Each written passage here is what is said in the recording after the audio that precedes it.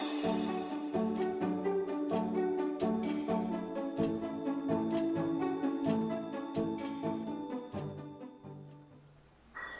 हिंद दोस्तों, मैं नवनीत सिंह आप सभी का स्वागत करता हूं आपके अपने चैनल जेरस पे। दोस्तों, एनसीईआरटी की सीरीज़ चल रही है और इसमें क्लास 9th की ज्योग्राफी की एनसीईआरटी चल रही है, जिसमें आज हम चौथे चैप्टर पे हैं। चौथे चैप्टर यानी जलवायु के 3 वीडियो बनेंगे। पहली वीडियो में हमने देखा कि मौसम और जलवायु के तत्व कौन कौन से हैं, मौसम जलवायु में अंतर क्या है, मौसम किस किस तरह से प्रभावित होता है, जलवायु किस किस तरह से प्रभावित होता है। साथ में हमने देखा पश्चिमी विक्षोभ क्या है, ठीक, कोरियोलिस फोर्स क्या है, फेरल का नियम क्या है। इन सब बातों पे हम पहली वीडियो में देख चुके हैं। आज हम उससे आगे बढ़ेंगे और आज के टॉपिक में हम देखेंगे भारतीय मानसून, यानी एनसीईआरटी की क्लास 9th की ज्योग्राफी का चैप्टर नंबर 4 जो कि जलवायु है, उसका ये दूसरी वीडियो है। तो चलिए शुरू करते हैं हम आज के इस सेशन को। भारत की जलवायु मानसूनी पवनों से बहुत अधिक प्रभावित है। ऐतिहासिक काल में भारत आने वाले नाविकों ने सबसे पहले मानसूनी परिघटना पर ध्यान दिया। पवन तंत्र की दिशा उलट जाने के कारण इन्हें लाभ हुआ। चूंकि उनके जहाज पवन के प्रवाह की दिशा पर निर्भर थे, अरबवासी जो व्यापारियों की तरह भारत में आए थे, उन लोगों ने पवन तंत्र के इस मौसमी उत्क्रमण को मानसून नाम दिया। ठीक, अब कैसे उत्क्रमित हो जाता है, कैसे बदल जाता है, आपको पिछली वीडियो में बताया हूँ, दोबारा यहाँ बता दे रहा हूँ। होता क्या है, जब गर्मियों के समय हमारे यहाँ थार के मरुस्थल, तिब्बत के पठार पर लो प्रेशर का क्षेत्र बनता है, निम्न वायुदाब का क्षेत्र बनता है, और उसी समय हिंद महासागर में उच्च वायुदाब का क्षेत्र बनता है। तो सागरी पवनें, सागर से पवनें आती हैं नमी लेके और भारत में बारिश करती हैं। तो एक तो आ गया, जल से स्थल की ओर आ रहा है। लेकिन जब सर्दियों का समय होता है तो भारत में, उत्तर भारत में उच्च वायुदाब का हाई प्रेशर का जोन बनता है, क्षेत्र बनता है, और वहीं हिंद महासागर में निम्न वायुदाब का क्षेत्र बनता है और हाई प्रेशर से लो प्रेशर की ओर पवनें बढ़ती हैं। अब देखिए, ये पवनों का उत्क्रमण है। अपनी दिशा मौसम के अनुसार बदलनी, गर्मियों में किसी और दिशा में जा रही हैं और सर्दियों में किसी और दिशा में जा रही हैं। ठीक, अब इससे व्यापारियों को लाभ क्या हुआ? अब व्यापारियों को अगर इन पवनों के बारे में पता है तो सर्दियों के समय ये भारत से निकल जाएंगे अपने देश की ओर, तो हवाएं उनकी नाव को धक्का देके आगे बढ़ाएंगी, तो उनको कम एफर्ट लगाना पड़ेगा नाव को चलाने के लिए।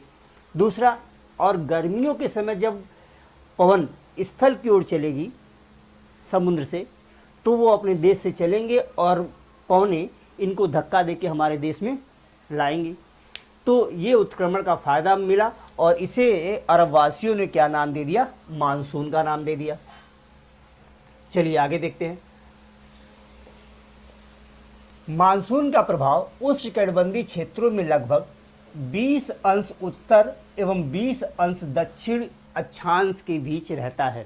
ठीक, तो भूमध्य रेखा से अगर हम 20 अंश उत्तर मान लें और ये 20 अंश दक्षिण, तो इसी के बीच में मानसूनी पवनों का प्रभाव रहता है। ये ऐसा एनसीईआरटी कहती है। आगे बढ़ते हैं। मानसून की प्रक्रिया को समझने के लिए निम्नलिखित तथ्य महत्वपूर्ण है। तो निम्नलिखित तथ्य कौन कौन से, वो देखते हैं। स्थल तथा जल के गर्म और ठंडे होने की विभेदी प्रक्रिया के कारण भारत के स्थलीय भाग पर निम्न वायुदाब का क्षेत्र उत्पन्न होता है, जबकि इसके आसपास के समुद्र तट के ऊपर उच्च वायुदाब का क्षेत्र बनता है। जैसा मैंने अभी बताया और आपको पिछली वीडियो में भी बताया हूँ कि सूर्य की किरणें जहाँ सीधी चमकेंगी वहाँ टेम्परेचर अधिक प्राप्त होगा, तापमान अधिक प्राप्त होगा। ये है भूमध्य रेखा, ये है कर्क रेखा, ठीक, और ये है मकर रेखा। आप लोगों को बताया हूँ मैं कि 21 मार्च के दिन सूर्य की किरणें विषुवत रेखा पर, 21 जून के समय सूर्य की किरणें कर्क रेखा पर 23 सितंबर के समय, फिर विषुवत रेखा पर, और 22 दिसंबर के समय मकर रेखा पर सूरज की किरणें सीधी पड़ती हैं। अब गर्मियों के समय क्या होता है, जब सूरज की किरणें कर्क रेखा पर चमकती हैं तो हमारे भारत में टेम्परेचर अधिक होने के कारण निम्न वायुदाब का क्षेत्र बनता है, और जब निम्न वायुदाब का क्षेत्र बनता है तो कहीं ना कहीं उच्च वायुदाब का क्षेत्र तो बनेगा, क्योंकि सूरज की किरणें तो यहाँ सीधी चमक रही हैं, तो हिंद महासागर में उच्च वायुदाब का क्षेत्र बनता है, और जब उसी उच्च वायुदाब से हमारे देश में हवाएं आगे बढ़ती हैं। ठीक, ग्रीष्म ऋतु के दिनों में अंतः उष्णकटिबंधीय अभिसरण क्षेत्र की स्थिति गंगा के मैदान की ओर खिसक जाती है। यह विषुवतीय गर्त है जो प्रायः विषुवत वृत्त से 5 उत्तर में स्थित होता है। इसे मानसूनी ऋतु में मानसून गर्त के नाम से भी जाना जाता है। अब इस बात को समझना बहुत जरूरी है कि अंतः उष्णकटिबंधीय अभिसरण क्षेत्र होता क्या है, इंटरट्रॉपिकल कन्वर्जेंस जोन होता क्या है। देखिए, ये है भूमध्य रेखा। ठीक, अब जब भूमध्य रेखा पर सूरज की किरणें सीधी चमक रही हैं, यानी मान लीजिए 21 मार्च का समय है, जब सूरज की किरणें यहाँ सीधी चमक रही हैं तो यहाँ तापमान अधिक होगा।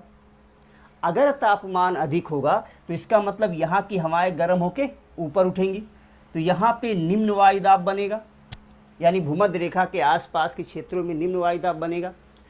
अब होगा क्या, जब यहाँ निम्न वायुदाब बनेगा तो अगल बगल की हवाएं इस निम्न वायुदाब क्षेत्र की ओर आकर्षित होंगी, तो यहाँ से हवा आएगी भूमध्य रेखा की ओर, और इधर से भी हवा आएगी भूमध्य रेखा की ओर। अब कोरियोलिस फोर्स लगेगा और फेरल का नियम लगेगा। तो कोरियोलिस फोर्स कहता है कि उत्तरी गोलार्ध में, फेरल का नियम कहता है उत्तरी गोलार्ध में कोई भी हवा अपनी दाहिनी तरफ मुड़ेगी और दक्षिणी गोलार्ध में अपने बाईं तरफ मुड़ेगी। ठीक, अब यहाँ पे उत्तर की ये पवन और ये दक्षिण की ये पवन भूमध्य रेखा के आसपास के क्षेत्रों में आके मिल रही हैं। इस जगह पे क्या हो रहा है, इस जगह पे मिल रही हैं। अब चूंकि ये उत्तर से आ रही हैं तो इसे कहा जाता है उत्तर की व्यापारिक पवनें। ठीक, अब देखिए यहाँ लिखा हुआ है, आगे मैं बताऊंगा, इसमें लिखा नहीं है, आगे कहीं आएगा तो बताऊंगा, नहीं तो वैसे बता देता हूँ। देखिए, यहाँ उत्तर की ये जो व्यापारिक पवनें हैं, तो चूंकि उत्तर और पूर्व से आए तो उत्तर पूर्व की व्यापारिक पवनें, दक्षिण पश्चिम से आए दक्षिण पश्चिम की, दक्षिण पूर्व से आए दक्षिण पूर्व की व्यापारिक पवनें, तो ये जो व्यापारिक पवनें हैं वो भूमध्य रेखा के आसपास आके मिल रही हैं, और चूंकि यहाँ कन्वर्ज हो रही हैं, अभिसरित हो रही हैं, इसलिए इस क्षेत्र को कहा जाता है अंतः उष्णकटिबंधीय अभिसरण क्षेत्र। ठीक, अब ये कब हुआ, जब सूरज की किरणें विषुवत रेखा पर सीधी चमक रही थी, तो उत्तर की व्यापारिक पवन और दक्षिण की व्यापारिक पवन भूमध्य रेखा के आसपास के क्षेत्रों में आके मिली। लेकिन क्या सूरज की किरणें हमेशा भूमध्य रेखा पर सीधी चमकती हैं? तो आप कहोगे नहीं चमकती हैं। 21 जून को तो कर्क रेखा पर सीधी चमकती हैं। तो जब कर्क रेखा पर सीधी चमकेंगी तो क्या तापमान भूमध्य रेखा पर अधिक प्राप्त होगा कि कर्क रेखा पर? तो आप कहोगे कर्क रेखा पर अधिक प्राप्त होगा। और जब कर्क रेखा पर अधिक प्राप्त होगा तो क्या अंतः उष्णकटिबंधीय अभिसरण क्षेत्र जो है वो यहाँ बनेगा कि कर्क रेखा बनेगा? तो कर्क रेखा के आसपास के क्षेत्र में बनेगा। देखिए कैसे, देखिए ये हमारा भारत, ये है कर्क रेखा, ये है विषुवत रेखा। यहाँ पे अंतः उष्णकटिबंधीय क्षेत्र बन रहा है।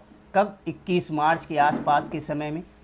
ठीक, लेकिन जब सूरज की किरणें भूमध्य रेखा से अचानक कूद के कर्क रेखा पर तो आएंगी नहीं, धीरे धीरे धीरे धीरे उत्तर की ओर अभिसरित होंगे, उत्तर की ओर जाएंगी।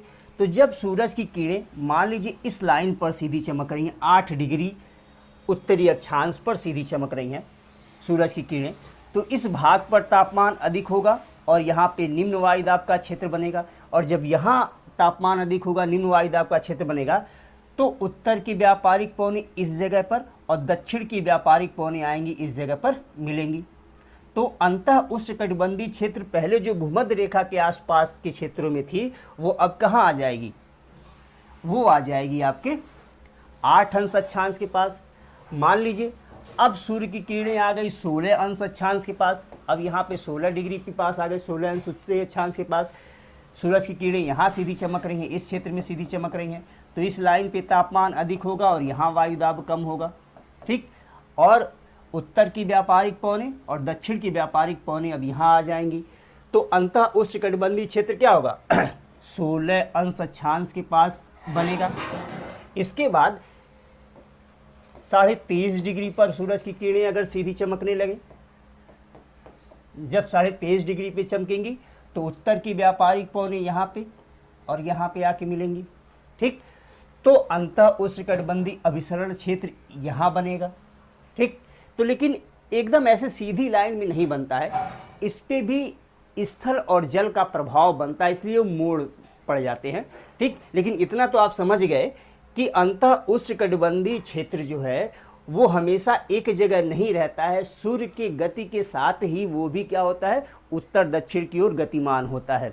तो 21 जून के समय ये हमारे कर्क रेखा के आसपास क्षेत्रों में और खासकर थार के मरुस्थल की ओर विस्तृत हो जाता है, क्योंकि थार के मरुस्थल में तापमान अधिक होता है, निम्न वायु दाब का क्षेत्र बनता है, तो जहाँ जहाँ बनेगा ये स्थिति बनेगी। ठीक, चलिए अब एक चीज़ ध्यान रखिए, यह विषुवती गर्त है जो प्रायः विषुवत वृत्त के 5 अक्षांश उत्तर में बनती है। अब आम तौर पे ये कहाँ होता है, क्योंकि 2 बार सूरज की किरणें सीधी चमकती हैं विषुवत वृत्त पे, इसलिए अक्सर ये विषुवत वृत्त पे रहता है।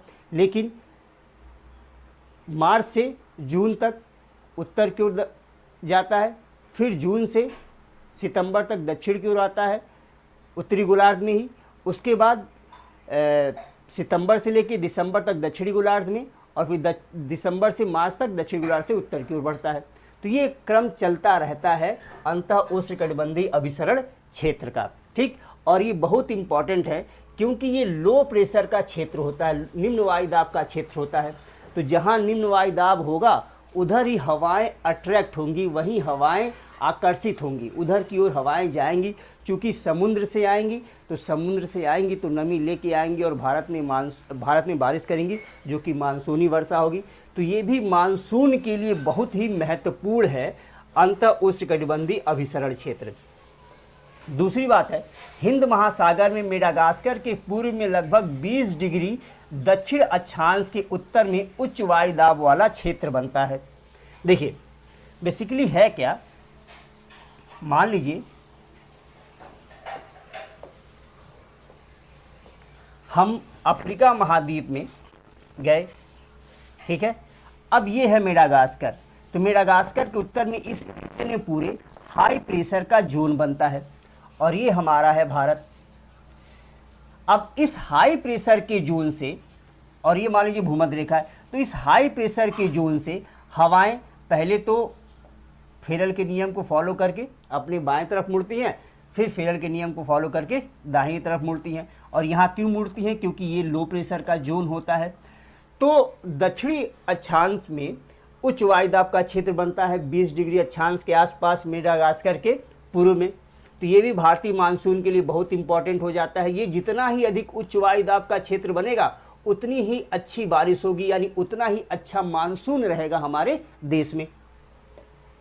चलिए आगे बढ़ते हैं। इस उच्च वायु दाब वाले क्षेत्र की स्थिति और तीव्रता भारतीय मानसून को प्रभावित करती है। सिंपल सी बात है, जितना अधिक उच्च वायु दाब होगा उतनी ही अधिक हवाएं हमारे देश के लो प्रेशर की ओर अट्रैक्ट होंगी, आकर्षित होंगी। चूंकि समुद्र सतह से आएंगी तो नमी लेके आएंगी, और नमी लेके आएंगी तो बारिश करेंगी। अगर ये उच्च वायु दाब का क्षेत्र कमज़ोर बनेगा तो हवाएं उतनी नहीं आ पाएंगी और बारिश कम होगी, मानसून खराब होगा। आगे बढ़ते हैं। ग्रीष्म ऋतु में तिब्बत का पठार बहुत अधिक गर्म हो जाता है, जिसके परिणाम स्वरूप पठार के ऊपर समुद्र तल से 9 किमी की ऊंचाई पर तीव्र ऊर्ध्वाधर वायु धाराओं और उच्च वायु दाब का निर्माण होता है। बेसिकली मैं पहले ही बताया था कि जहाँ टेम्परेचर अधिक होगा वहाँ से हवाएं गर्म होके ऊपर उठेंगी। ठीक, तो सतह पर यहाँ की हवा तो ऊपर चली गई, तो इस जगह पे तो लो प्रेशर जमा हो गया, लो प्रेशर बन गया, लो प्रेशर का निर्माण हुआ, निम्न वायु दाब का निर्माण हुआ। लेकिन जहाँ पर हवाएं जा रही हैं, ठीक, लगभग 9 किलोमीटर की ऊंचाई पे। तो सारी हवाएं इस जगह पे आ रही हैं, तो इस क्षेत्र में उच्च वायु दाब का क्षेत्र बनेगा कि नहीं। तो जहां लो प्रेशर होगा जमीन पे, उसके जस्ट ऊपर हाई प्रेशर का जोन निश्चित बनना है, क्योंकि यहाँ की हवाएं ऊपर उठ के यहाँ एक्यूमुलेट हो गई, यहाँ इकट्ठा हो गई है। तो यहाँ पे उच्च वायु दाब का क्षेत्र बनेगा, और यहाँ उच्च वायु दाब का क्षेत्र बनेगा तो यहाँ से हवाएं इधर उधर जाएंगी। ठीक, आगे बढ़ते हैं। ग्रीष्म ऋतु में हिमालय के उत्तर पश्चिमी जेट धाराओं का तथा भारतीय प्रायद्वीप के उत्तर उष्णकटिबंधीय पूर्वी जेट धाराओं का प्रभाव होता है। ठीक, तो ग्रीष्म ऋतु में जेट प्रवाह की बात की गई है। आपको बताया जब ये हवा ऊपर उठती है इधर उधर जाती है, ऊपरी पवन संचरण ही क्या है, जेट प्रवाह है। तो ग्रीष्म ऋतु में भारतीय महाद्वीप के ऊपर ये जेट प्रवाह रहता है। ठीक, ये भारत अगर है, अभी आपको मैप में दिखाऊंगा, तो इस क्षेत्र में जेट हवाओं का प्रभाव रहता है। ठीक, लेकिन जब सर्दियों का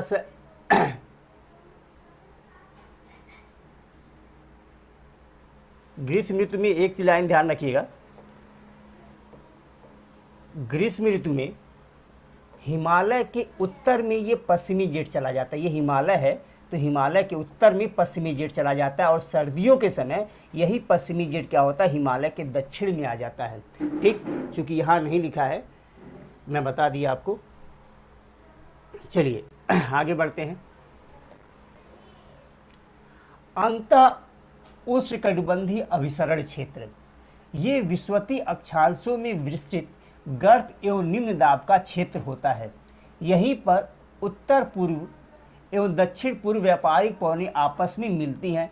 यह अभिसरण क्षेत्र विषुवत वृत्त के लगभग समानांतर होता है, लेकिन सूर्य के आभासी गति के कारण यह उत्तर या दक्षिण की ओर खिसकता है। जैसा कि मैंने अभी आपको बताया कि सूरज की किरणें जहाँ भी सीधी पड़ेंगी यहाँ पे तापमान अधिक प्राप्त होगा, और यहाँ निम्न वायु दाब का क्षेत्र बनेगा। उत्तर की व्यापारिक पवन, दक्षिण की व्यापारिक पवन वहाँ आके मिलेंगी, और वही बनेगा अंतः उष्णकटिबंधीय अभिसरण क्षेत्र। और जैसे जैसे सूरज की किरणें उत्तरायण होंगी तो अंतः उष्णकटिबंधीय क्षेत्र उत्तरायण हो जाएंगी, जैसे जैसे वो दक्षिणायन होंगी अंतः उष्णकटिबंधीय क्षेत्र दक्षिणायन हो जाएगा। बात क्लियर। चलिए, इसके अतिरिक्त दक्षिण महासागरों के ऊपर दाब की अवस्थाओं में परिवर्तन भी मानसून को प्रभावित करता है। अब एक चीज़ देखिए, इस लाइन को पूरे पैराग्राफ को पढ़ दे रहा हूं मैं, उसके बाद इसकी एक एक चीज को मैं आपको समझाऊंगा। सामान्यतः जब दक्षिणी प्रशांत महासागर के उष्णकटिबंधीय पूर्वी भाग में उच्च वायु दाब होता है, ठीक, तब हिंद महासागर के उष्णकटिबंधीय पूर्वी भाग में निम्न वायु दाब का क्षेत्र होता है। लेकिन कुछ विशेष वर्षों में वायु दाब की स्थिति विपरीत हो जाती है तथा पूर्वी प्रशांत महासागर के ऊपर हिंद महासागर की तुलना में निम्न वायु दाब का क्षेत्र बन जाता है। दाब की अवस्था में इस नियतकालिक परिवर्तन को दक्षिणी दोलन के नाम से जाना जाता है। ठीक, अभी दक्षिणी दोलन सब बताऊंगा मैं आपको, पहले बस इस पैरे को मैं पढ़ दे रहा हूं कि एल नीनो ठंडी पेरू जलधारा के स्थान पर अस्थायी तौर पर गर्म जलधारा का विकास एल नीनो का नाम दिया गया है। ठीक, एल नीनो स्पेनिश शब्द है जिसका अर्थ होता है बच्चा तथा जो कि बेबी क्राइस्ट को व्यक्त करता है, क्योंकि यह धारा क्रिसमस के समय बहना शुरू होती है। एल नीनो की उपस्थिति समुद्र की सतह के तापमान को बढ़ा देती है तथा इस क्षेत्र में व्यापारिक पवनों को शिथिल कर देती है। अब ये जो पैरा पढ़ा हूँ, इस पैराग्राफ को मैं आपको समझाता हूँ, कॉन्सेप्ट बताता हूँ, ध्यान दीजिएगा। देखिए, ये वर्ल्ड का मैप है, तो सबसे पहले हम समझते हैं एल नीनो के कॉन्सेप्ट को। देखिए, बेसिकली होता क्या है, ये हमारा भूमध्य रेखा है। ठीक, ये भूमध्य रेखा है, ये दक्षिणी अमेरिका, ये उत्तर अमेरिका, ये आपको दिख रहा होगा भारत, और ये पूरा एशिया, ये ऑस्ट्रेलिया, ये इंडोनेशिया के इंडोनेशिया के द्वीप, ये अफ्रीका महाद्वीप। सामान्य तौर पे स्थिति क्या होती है वो बाद में देखेंगे कि एल नीनो की कंडीशन को देखें। बेसिकली होता क्या है, दक्षिण अमेरिका के ये पश्चिमी तट पे क्या होता है, पेरू नामक ठंडी जलधारा प्रभावित होती है। तो समान रूप से जब यहाँ ठंडी जलधारा प्रभावित होगी तो यहाँ तापमान कम रहेगा। लेकिन होता क्या है, जब ये व्यापारिक पौने, उत्तर और दक्षिण की ये जो व्यापारिक पौने होती हैं वो जब कमज़ोर होती हैं, ठीक, तो इस रीजन में गर्म जल इकट्ठा होता है। कैसे? बेसिकली जब 21 मार्च के समय और इसके आसपास के टाइम में जब भूमध्य रेखा पर सूर्य की किरणें सीधी पड़ती हैं तो इस पूरे रीजन में समुद्र सतह का तापमान अधिक होता है, ठीक। जब ये व्यापारिक पौने तेज होती हैं तो इस समुद्र सतह जो कि गर्म है, यहाँ के जल को बहा के आगे की ओर ऑस्ट्रेलिया की ओर लेके आती हैं, ठीक। और ये गर्म जल इस रीजन में इकट्ठा होता है ऑस्ट्रेलिया के उत्तरी पूर्व इंडोनेशिया के आसपास के क्षेत्रों में। लेकिन होता यहाँ क्या है कि जब ये व्यापारिक पौने कमज़ोर हो जाती हैं तो ये व्यापारिक पौने गर्म समुद्र जल को बहा के ले नहीं जा पाती, तो वो गर्म समुद्र का जल इस रीजन में इकट्ठा होना शुरू हो जाता है। जब यहाँ गर्म समुद्र का जल इकट्ठा हो जाएगा तो इस एरिया का तापमान बढ़ जाएगा, और जब यहाँ तापमान बढ़ जाएगा तो यहाँ की हवाएं गर्म होके ऊपर उठेंगी, और जब ऊपर उठेंगी तो कंडेंसेशन होगा, बादल बनेगा और बारिश होगी। तो इस पूरे क्षेत्र में बारिश होती है। तो यही जो गर्म जल है इसे ही एल नीनो कहा जाता है, ठीक। और इसका प्रभाव भारतीय मानसून पर भी पड़ता है। कैसे पड़ता है देखिए, यहाँ पे हाई प्रेशर का जोन है, यहाँ से हवाएं भारत की ओर चलती हैं। लेकिन जब यहाँ लो प्रेशर का जोन बनता है तो होता क्या है, ऑस्ट्रेलिया के उत्तरी पूर्वी भाग में हाई प्रेशर का जोन बन जाता है। अब यहाँ जो हाई प्रेशर का जोन है, यहाँ से जो हवा गर्म होकर ऊपर उठी वो दो जगह अट्रैक्ट होती है, एक तो भारत की ओर जाती है, दूसरा यहाँ से ऊपर जाके इस रीजन में इस रीजन में उतरती है। तो ये जो हवाएं हैं दो जगह चली गई, एक तो भारत की ओर, जो कि केवल भारत की ओर जाना चाहिए था, सारी हवाएं भारत की ओर जाती, यहाँ उच्च वायुदाब बना होता, भारत की ओर जाती तो ज़्यादा बारिश करती। लेकिन चूंकि ये दो जगह पे चली जा रही हैं इसलिए भारत में मानसून कमज़ोर हो जाता है, और ये होता है एल नीनो, ठीक। लेकिन अगर यहीं पे अगर हम एक और कॉन्सेप्ट समझे ला नीना का, देखिए ये है भूमध्य रेखा, ठीक। अगर व्यापारिक पौने तेज हैं, व्यापारिक पौने मजबूत हैं, इनमें स्ट्रेंथ है, तो वो क्या करेंगी, यहाँ के गर्म जल को बहा के लाएंगी यहाँ पे। तो यहाँ जब ले आएंगी तो यहाँ टेम्परेचर अधिक हो जाएगा, चूंकि इस रीजन में गर्म जल इकट्ठा है तो यहाँ लो प्रेशर बनेगा। अब होगा क्या, यहाँ से हवाएं गर्म होकर ऊपर उठेंगी तो इस रीजन में बारिश करेंगी, यानी इंडोनेशिया, उत्तरी पूर्वी ऑस्ट्रेलिया। अब ये हवा जाएगी, एक भाग तो इधर जाएगा, ठीक, पूर्वी प्रशांत महासागर में बैठेगा तो यहाँ हाई प्रेशर बनाएगा, और एक भाग जब इधर आएगा इंडिया की ओर हिंद महासागर में तो इस रीजन में हाई प्रेशर का जोन बनाएगा, और जब यहाँ हाई प्रेशर का जोन बनेगा तो भारत में मानसून अच्छा होगा। जितना हाई प्रेशर यहाँ बनेगा उतना ही भारत में मानसून क्या होगा, अच्छा होगा। और ये जो ठंडा जल वाला भाग था, ये जो ठंडा जल वाला भाग है जहाँ पहले एल नीनो आया था, यहाँ जब ठंडा जल इकट्ठा हो जाता है तो इसे कहते हैं ला नीना। तो ला नीना का देख रहे हो आप, ला नीना के समय भारत में मानसून अच्छा बन रहा है, अच्छी बारिश हो रही है, ठीक। लेकिन एल नीनो के समय भारत में बारिश अच्छी नहीं हो रही है। तो ये होता है ला नीना और एल नीनो। अब बात आती है इंसो की, ठीक, एल नीनो सदर ऑसिलेशन। आप देख रहे हो एक समय यहाँ पे अभी कुछ समय पहले इस रीजन में हाई प्रेशर था, ठीक। उसके बाद 2 से 5 साल बाद यहीं पे लो प्रेशर बन जाता है, ठीक, यहाँ लो प्रेशर बन गया। कुछ समय पहले यहाँ पे लो प्रेशर था और 2 से 5 साल बाद यहाँ पे हाई प्रेशर बन गया। तो ये जो होता है दोलन हो रहा है, कभी यहाँ हाई प्रेशर, कभी लो प्रेशर, कभी हाई प्रेशर, कभी लो प्रेशर। तो ये जो दोलन हो रहा है, ये जो ऑसिलेशन हो रहा है इस तरह से, ठीक, कभी इस जगह पे हाई प्रेशर, कभी इस जगह पे हाई प्रेशर, कभी इस जगह पे लो प्रेशर, कभी इस जगह पे लो प्रेशर। तो इसी दोलन को कहा जाता है इंसो, एल नीनो सदर ऑसिलेशन। बात क्लियर। और ये भी क्या है, वायुमंडलीय परिसंचरण का प्रभाव है कि high pressure low pressure, high pressure low pressure, ठीक। ये बात आपको समझ में आ गई होगी। चलिए आगे बढ़ते हैं।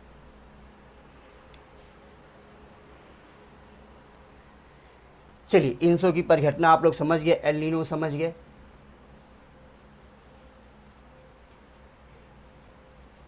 कुछ और बच जाता है इसमें?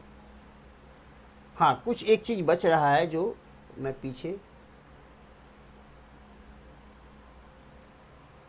हाँ एक चीज है, दाब का अंतर ऋणात्मक और धनात्मक होता है। इस बात को जरा हम यहां पे समझेंगे, दाब के अंतर को। बेसिकली एक वर्ड आता है इंडियन ओशन डाइपोल, ठीक, इंडियन ओशन डाइपोल।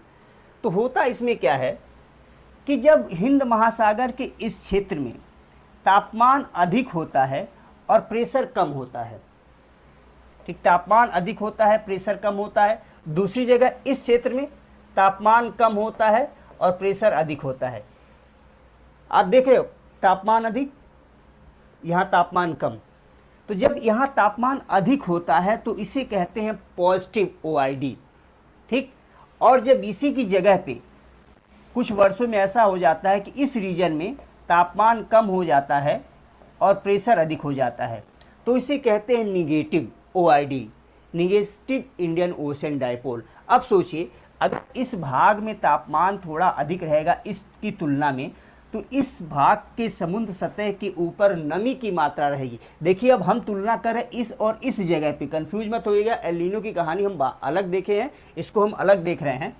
तो इस भाग में जब तापमान थोड़ा इस भाग की तुलना में अधिक होता है, तो इसका मतलब ये हुआ कि इस भाग में, इस रीजन में कि वायुमंडल में नमी की मात्रा अधिक होगी, क्योंकि ये समुद्र सतह है और नमी की मात्रा जब अधिक होगी तो ही तो बारिश होगा, तो ही तो ये हवाएं भारत की ओर जाएंगी और बारिश करेंगी। तो इस कंडीशन को कहते हैं पॉजिटिव ओआईडी। और पॉजिटिव ओआईडी जब होता है तो इंडिया में मानसून अच्छा होता है। लेकिन जब यहाँ तापमान कम हो जाता है, तो इस रीजन में जब तापमान कम हो जाएगा तो यहाँ के वायुमंडल में नमी की मात्रा कम हो जाएगी, और नमी की मात्रा कम हो जाएगी क्योंकि टेम्परेचर कम होगा, तो जानते हो नमी कम हो जाएगी वायुमंडल में। तो यहाँ से जब नमी कम जाएगी तो भारत में बारिश क्या होगी, कम होगी। तो इसका मतलब ये हुआ कि अगर पॉजिटिव ओआईडी है तो भारत में बारिश अच्छी होगी, अगर निगेटिव ओआईडी है तो भारत में बारिश खराब होगी। बात क्लियर? चलिए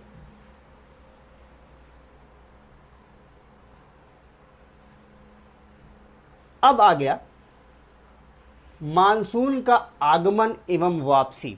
मानसून के आगमन एवं वापसी की बात हम नेक्स्ट वीडियो में करेंगे, क्योंकि वीडियो बहुत लंबी हो जाएगी। तो इसी के साथ आज के सेशन को हम समाप्त करते हैं।